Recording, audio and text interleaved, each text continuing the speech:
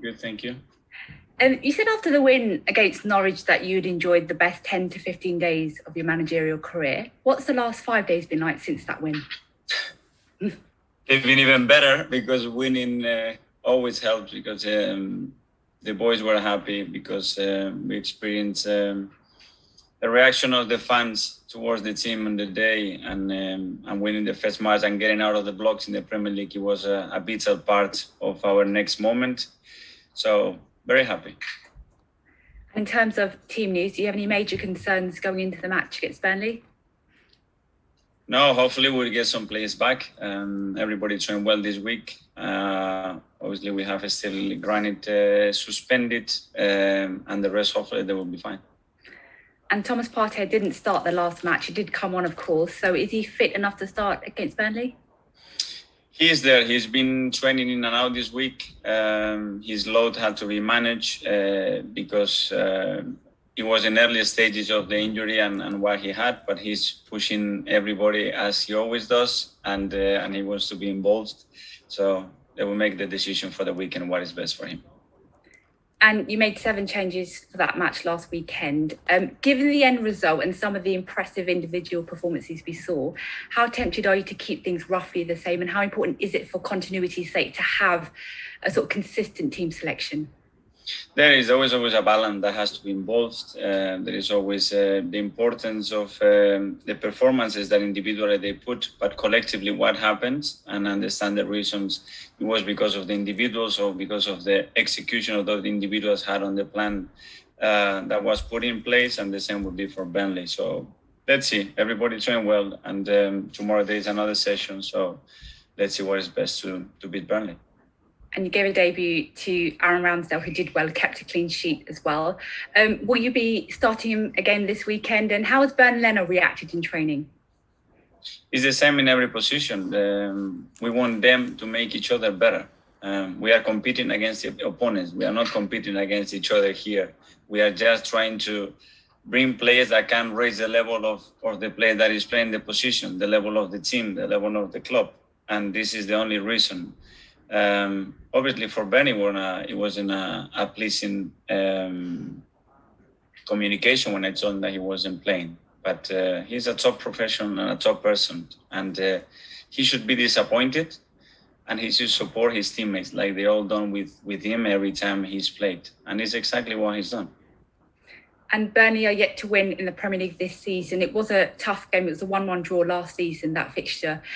How wary are you of how desperate they'll be to try and get their first win of the season? Yeah, obviously they had some difficulties to get results. Obviously, during games the games that I watch, they've been pretty unlucky in certain moments because they have moments of real dominance and they end up losing football matches. We know how tough it is to go to Burnley. We know the game we're going to expect out there, and we will be prepared for that. And Sean Dyche, it's been announced today that he signed a new deal at Burnley. How impressed have you been with the work he's done at the football club?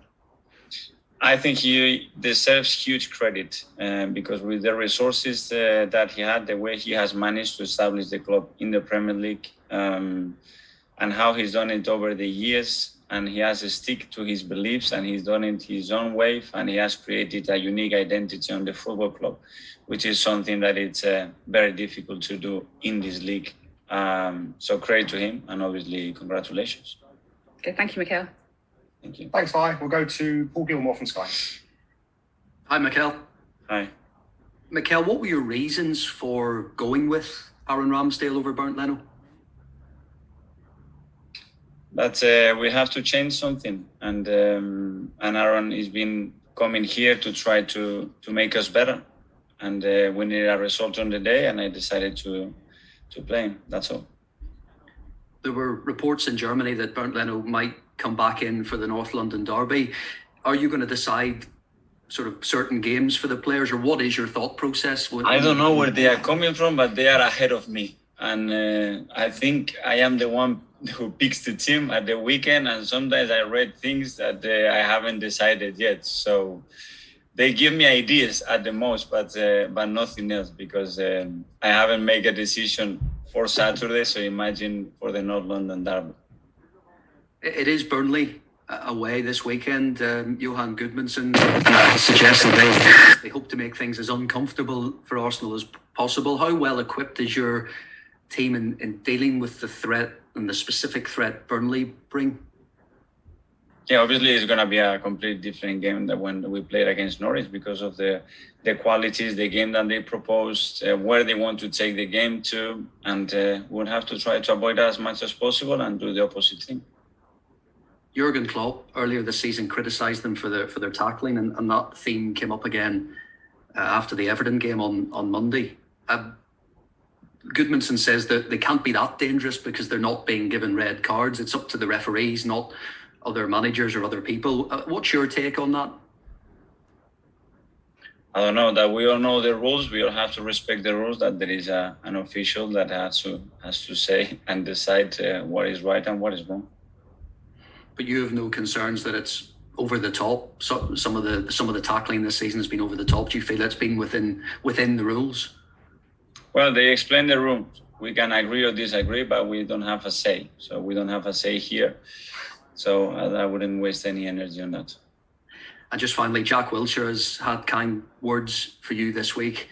Has he had the conversation with the club yet about coming into training? And is there any chance at all of him playing his way into a short-term contract? We are in conversations with Jack to understand as well what he needs, what he's looking for. It's a person and a player that has a huge admiration around everybody, not just the players or fans, but all the staff around here. And we are willing to help him as much as we possibly can. He knows that, and that's the situation. And could that help be extended to seeing him again in an Arsenal shirt someday? Could he play for the club again? I wouldn't take it that far. What I'm saying is that we are in conversations with him to understand what he needs, how can we help him, and that's it. Thanks, Mikel. Paul. Thank you. We'll go to Ian Abrahams from TalkSport. Hi, Mikel. How are you? Hi. Big week ahead, isn't it? With Burnley, Wimbledon, and the North London derby, and it's important that last weekend wasn't just a good one-off, and you build on that. Absolutely. Now we have to put our run together, and we know how much we need the results, and the performance will lead to that.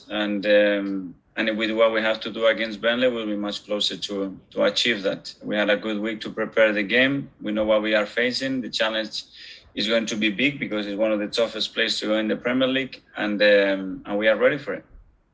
You spoke after the game about how much the support of your family had helped as well. How tough have the first sort of 2 months of the season been for you? It's, life brings you things and you cannot decide it. There are certain things that you cannot control. And what it comes to you is coming, and it's coming for sure for a reason. Sometimes we don't want to see it, but it's coming for a reason, and probably is for the right reason. And then it's about how you take it and how you respond to that. And the way that everybody around me responded is the way that I responded. And that's why it's been fine. Ian. It's tough because it hurts, because you want to see something different. But what you want is not always what happens. And things happen for a reason. And maybe what is happening, it had to happen. And it's going to be really good for the club and really good for myself and for everybody experiencing that situation.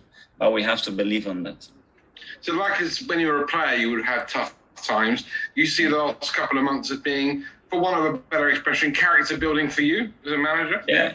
When I was a player, I made a decision in my career because I had a personal issue with my parents. I decided to go to my former club, Real Sociedad. And that was tough because I had other opportunities, but I needed to be at home next to them because I thought it was important.